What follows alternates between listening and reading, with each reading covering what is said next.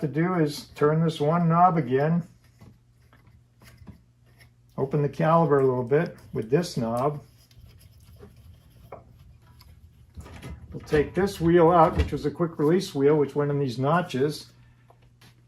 And this is a through axle wheel. So for this,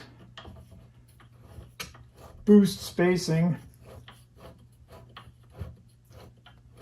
we'll just open the stand up, and you'll notice that on the inside of the stand now has built-in through axle adapters.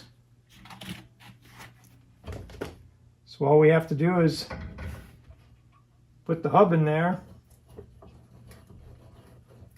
bring the through axle adapter in till it seats on the axle,